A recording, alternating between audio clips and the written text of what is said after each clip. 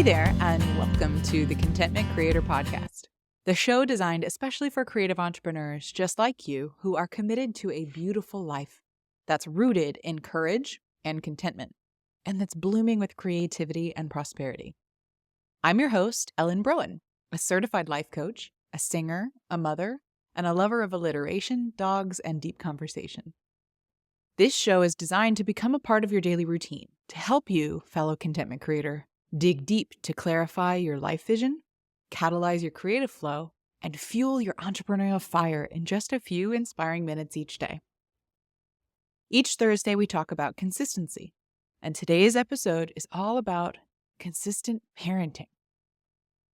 How do you stay consistent in parenting during the times you feel like you're being tested?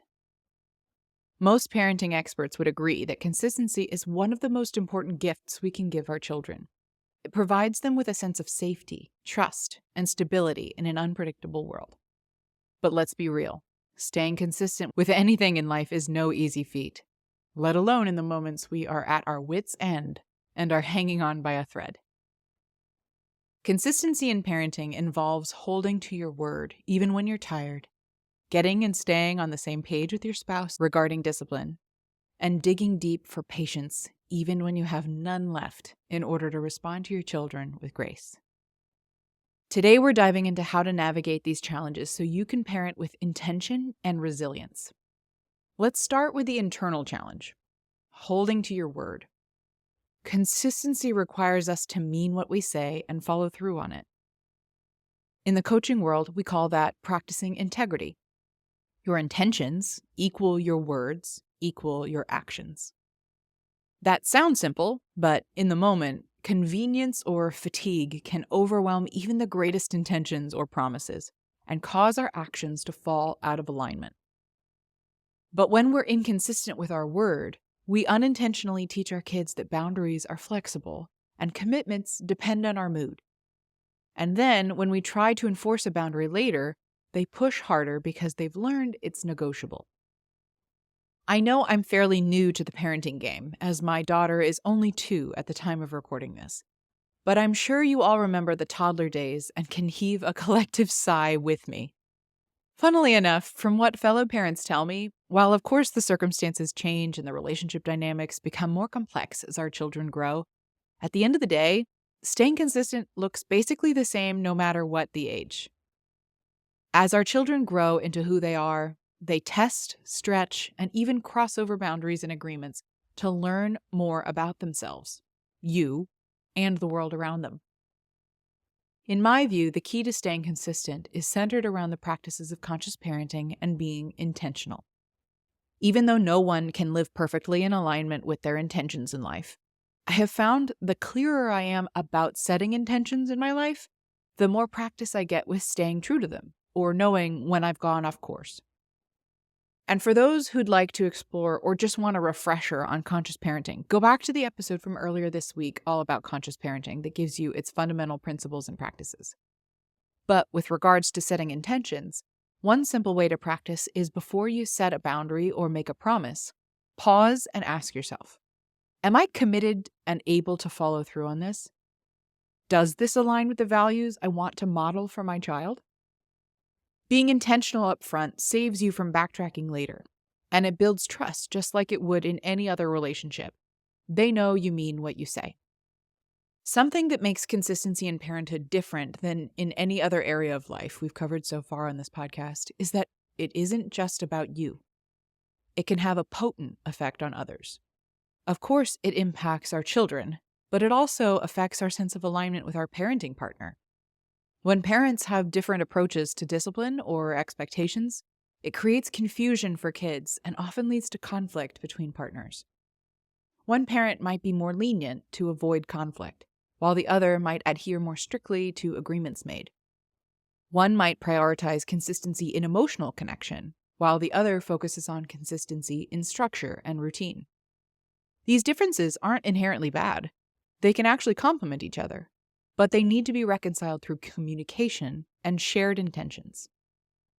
Here are a few actionable steps for getting aligned with your spouse. Number 1, have regular parenting check-ins. Sit down with your partner to discuss parenting goals, discipline strategies, and any challenges you're facing. This isn't about winning or proving anything, but rather a safe space to share what's working and what's not working for you so that you can get acknowledged and supported and together craft a unified approach. Number 2, respect each other's strengths. Instead of seeing your differences as problems, view them as opportunities to balance each other out. One parent might excel at setting firm boundaries, and the other is great at emotional support.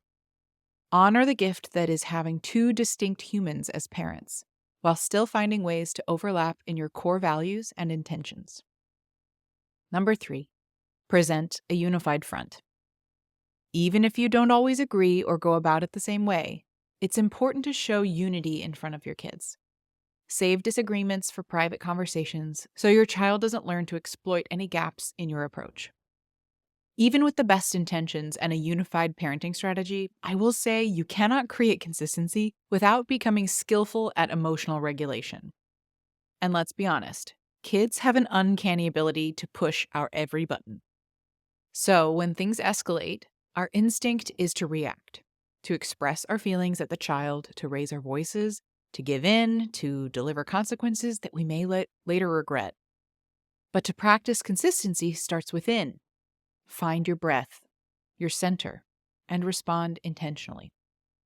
That's, of course, easier said than done when we're exhausted or overwhelmed, but it all comes back to holding on to our intention. What practices would I recommend for shoring up your emotional and mental capacity? First, take care of yourself. Consistency is impossible without self-care. If you're running on empty, you're operating with next to no tools to face the inevitable challenges of parenting. Rest, nourishment, and stillness aren't luxuries, they're necessities. I'd also practice emotional awareness. Pay attention to your triggers. If certain behaviors or situations send your pulse racing or tension radiating throughout your body, take the time to reflect on why. Parenting consciously means we accept that this parenting journey is a direct reflection of our own self-awareness and growth. Our bodies and emotions tell us what we need to know. And lastly, I'd give yourself permission to pause. It's okay to take a moment before responding. Saying, "I need a second to think about this," models emotional regulation for your kids and gives you time to choose a consistent response. If you're a parent to a little like me, where this kind of verbal communication doesn't register, then create agreements with your spouse about tapping out so that you can take the space you need to regulate in the moment. I'll say it once, and I'll say it 100 times. None of this is about being perfect. It's truly about being intentional. It's about showing up in a way that reflects your values and creates a safe, predictable environment for your kids. Even if it means you miss the opportunity to practice in the moment, you can always go back in and clean up any mess with intention and grace. Parenting is hard. Consistency is hard. Pairing the two together is what I call a high gradient practice. There will be days when you're too tired to follow through, when you and your partner disagree, or when you lose your patience. But every effort you make to align your words with your actions, to collaborate with your partner, and to self-regulate when things get tough is a step towards building your own confidence and self-trust as a parent, as well as trust and connection with your child. Just remember that you have everything you need already within you to be exactly the right parent for your child. Thank you for being with me today, and I look forward to sharing tomorrow's episode all about expanding our capacity to be and hold it all. If you enjoyed today's episode, please show your support by leaving reviews and comments. It truly would mean the world to me to hear from you. And hit that subscribe button so you never miss a day, and join me in my mission to help a world full of content creators become a world of contentment creators.